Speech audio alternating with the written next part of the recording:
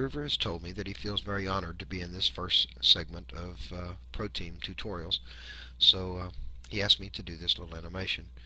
We're going to select just his hat and make a copy of it, but place it back in exactly the same place as the original.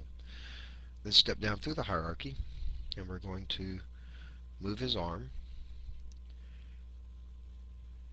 place it in such a way to where he is grasping his hat.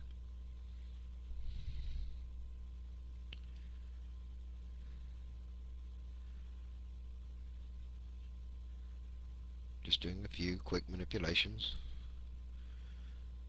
and using the perspective view and rotating around and looking in different directions is very helpful in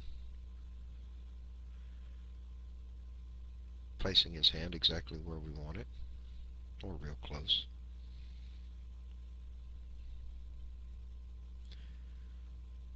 It's getting there. That's pretty close. I think that'll do just fine. Alright, now let's step back down through the hierarchy again to select just his hand. We're going to use the Glue as Child tool to glue the copy of the hat onto his end of his hand. So we have one copy of the hat glued to the hand and one copy of the hat, or the original hat, still glued to his head.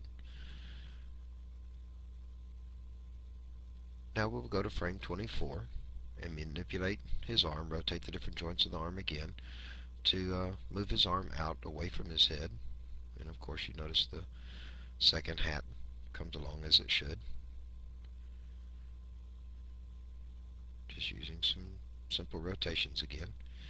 There, that's pretty good. Now comes the magic. We're going to go into the keyframe editor with Groover selected. We're going to click on the reverse button. So instead of Groover going from his head outward, his hand will now move outward up to his head. Very good. Now the next step, back into the KFE again. We're going to now select Reverse Repeat. This will take what we have and reverse it, adding the new keyframes. Now the animation will go from his hand being outstretched to his head and back outstretched again. But it kind of looks funny with two hats there.